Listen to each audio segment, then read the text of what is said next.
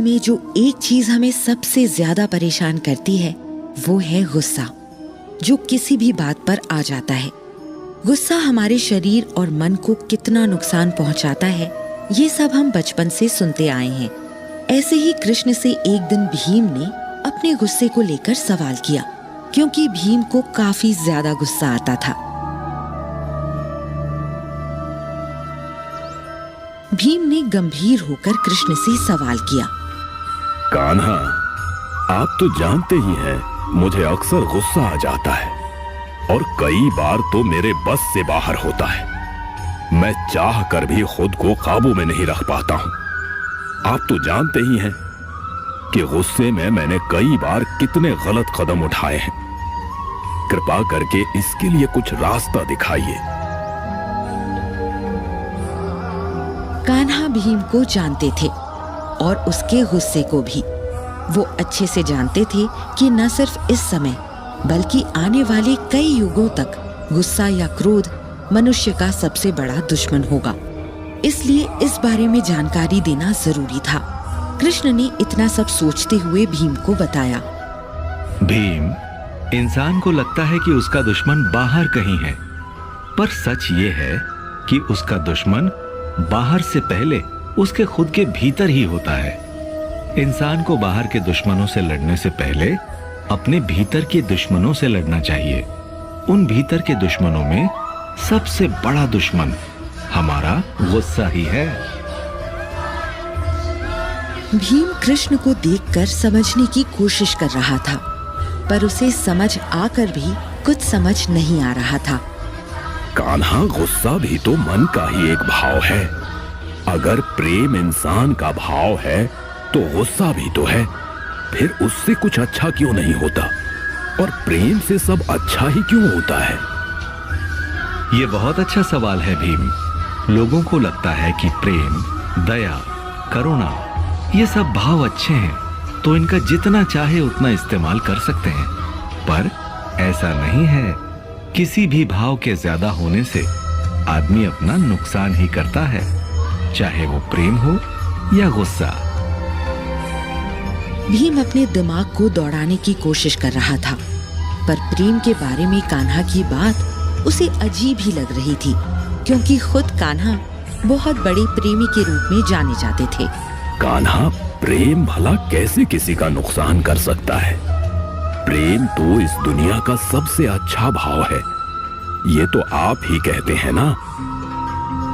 कृष्ण भीम की दुविधा को समझ रहे थे और ये देखकर उन्हें थोड़ी हंसी आ रही थी। उन्होंने अपनी सुंदर मुस्कान के साथ भीम को समझाया, जरा सोचो भीम, तुम किसी से प्यार करते हो और सिर्फ प्यार ही करते हो, तो इससे क्या होगा? खाना कैसे आएगा? काम कैसे होगा? बाकी चीजों का क्या होगा? कपड़े क्या पहनोगे? ये जो तुम इधर उधर दिन भर घूमते हो, इसके पैसे कहां से आएंगे? भीम, जीवन सिर्फ प्यार करने से नहीं चलता है। प्यार, गुस्सा और दुनिया का हर एक भाव एक संतुलन में होना चाहिए। जिसने ये संतुलन बना लिया, उसके लिए ये कठिन जीवन आसान हो जाता है। पर ये इतना आसान नहीं है जितना मैं कह रहा हूं। यहां तक मैं खुद जो तुम्हें इतनी बातें बता रहा हूं, मुझे भी कभी कभी बहुत गुस्सा आता है। तो आपको जब गुस्सा आता है तब आप क्या करते हैं? गुस्से को क्या सच में काबू में किया जा सकता है क्या? बिल्कुल भीम, गुस्से को काबू में करने के लिए हर इंसान को बस अपने मन को काबू में रखना होगा। और अपने गुस्से को समझने के लिए सबसे पहले ये समझना होगा कि हमें किन बातों से गुस्सा आता है, किस समय गुस्सा आता है, और गुस्सा आते ही हम सबसे पहले क्या करने की कोशिश करते हैं। इन सब बातों को सोचते ही पहले तो तुम्हें यह समझ में आ जाएगा कि कई बार हम कितनी बेतुकी बातों पर गुस्सा होते हैं, या फिर कई बार बड़ी लड़ाई कर बैठते हैं। सबसे पहले इन वजहों का पता लगाना होगा। कान्हा, आप कैसी बातें करते हैं? भला कोई गुस्सा करते हुए ये सोचेगा कि मुझे गुस्सा किस वजह से आ रहा है? वो तो सीधे गुस्सा करेगा ना। कृष्ण ने एक बहुत सुंदर मुस्कान भीम को दी। सही कह रहे हो भीम जी, पर अपने ऊपर काम करने वाले इंसान और बस यूं ही जीवन जीने वाले इंसान में यही तो फर्क होता है। जिसे ये अपना जन्म सुधारना है और अपने गुस्से पर काबू पाना है, वो सबसे पहले हर वक्त सजग रहना शुरू करेगा। इस बात पर सजग रहना कि किस घटना से हमारे भीतर कौन से भाव पैदा हो रहे हैं, ये करना बहुत अभ्यास का काम है। पर जब हम इसे करने लगते हैं तो 2 ही दिन में इसका असर दिखने लगता है। उस अभ्यास में हम ऐसा क्या कर सकते हैं जिससे हम अपने गुस्से को अपने काबू में कर सकें? पिछली कई सदियों से आदमी अपनी सांसों को काबू में रखकर सब कुछ कर लेता रहा है। हर भाव का संबंध हमारी सांसों से जुड़ा है। तुम देखते होगे कि जब हमें गुस्सा आता है तो हमारी सांसें कितनी तेज हो जाती हैं और एक किस्म की बेचैनी हमारे शरीर में होती है।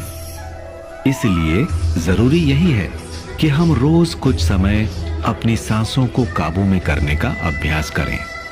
योग या फिर प्राणायाम करना गुस्से को शांत करने का सबसे अच्छा तरीका है।